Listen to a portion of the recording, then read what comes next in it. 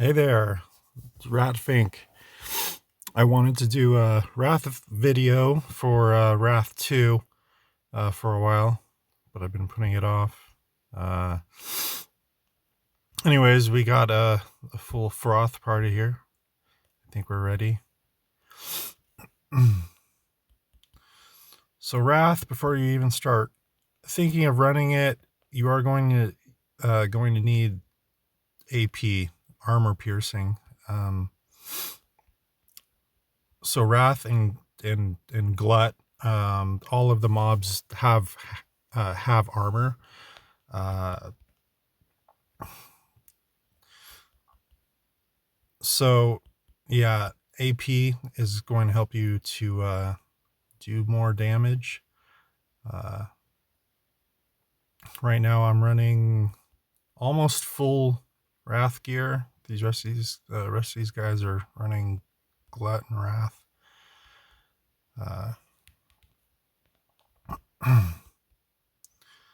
So a theme in this scenario is you have these tombs here. These tombs will spawn mobs until they are broken. And there's these tiles here, like this one I'm standing on right now. They will give you armor piercing buffs, which help you destroy them quicker. All of the rooms are connected through these portals.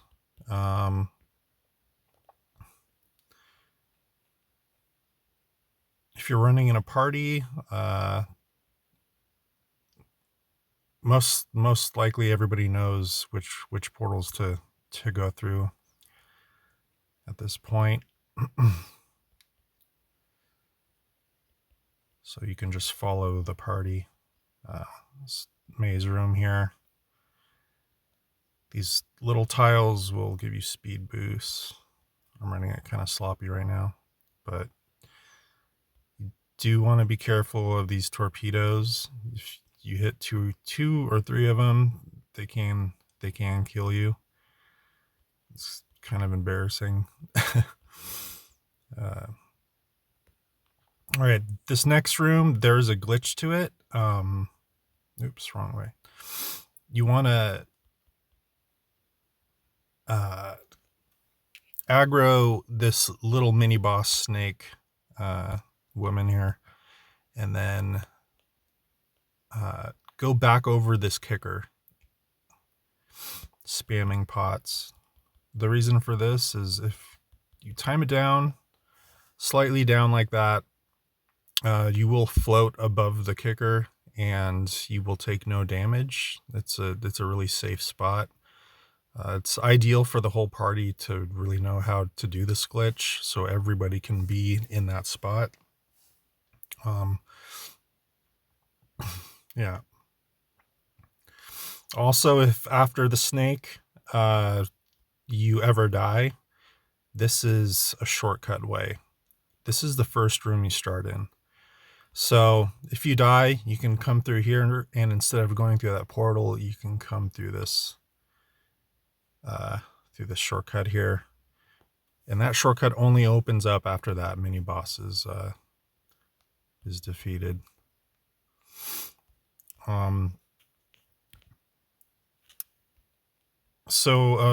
So a mechanic in this scenario is if the scenario is run too fast, there is a room, 2 rooms from this room, that will spawn double the amount of mobs that it usually does. So there are ways to slow that down and prevent that from happening. One is clearing this entire room, waiting for all of these mobs to spawn, and then move on. The second way is this room here coming up. You have 2 options. There's an up path after these mobs are destroyed. There's an up path and there's a bottom path. The bottom path will buy you more time, and is good. And rarely will you get two times mobs in the next room if you run that way. That's my preferred way to run it. The top way is the quicker way. But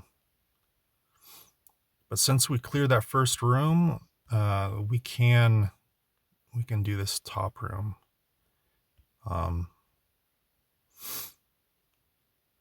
This room is probably the hardest room in this run, just because you got a lot of mobs and a lot of stuff going on in a very tight spot. But the whole goal is to get buffed by these tiles and then just take out the tombs. I believe there's 6 tombs, and it's mirrored the same on either side. So yeah, you just want to concentrate on the tombs here, and take out the mobs if you really have to. But for the most part, auto off and just go for those tombs. It does get a little hairy there for me because I don't have any HP. But yeah. This room is pretty straightforward. You got to protect this crystal, this floating stone, as HP, and the mobs will just try to break it. It's usually not an issue. I've only ever seen the crystal break a few times. All right, so next room after this one, this is the boss lobby. You want to make sure that you have somebody who's going to be taking care of the worms that spawn during one of Wrath's attacks. And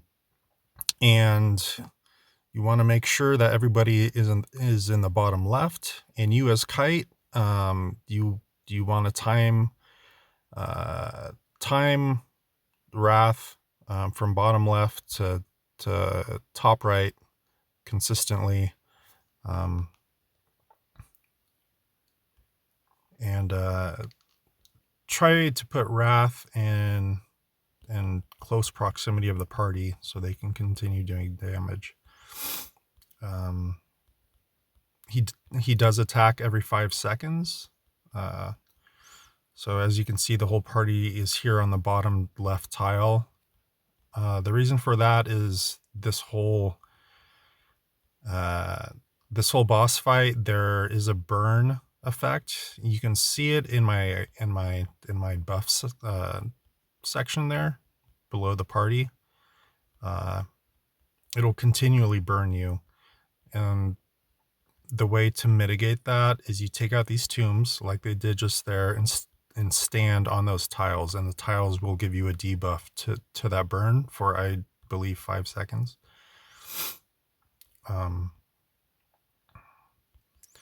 So I'm always counting. Usually by the 3rd second, I try to flip them back around to about this area right there, so the party can be within range to keep attacking.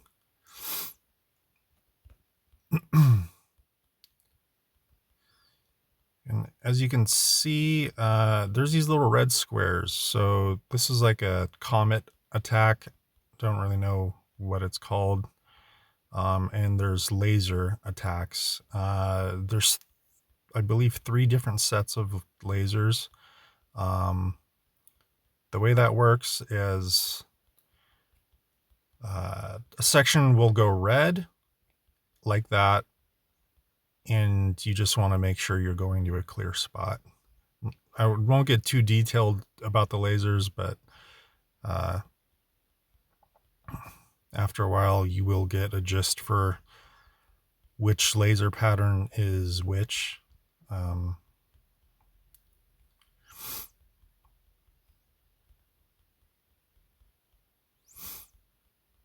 So yeah, I'm usually always counting in my head.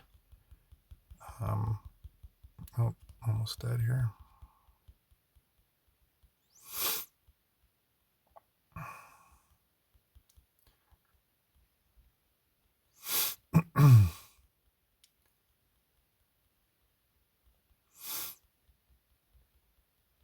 And just want to make sure you're dodging these constantly. All right.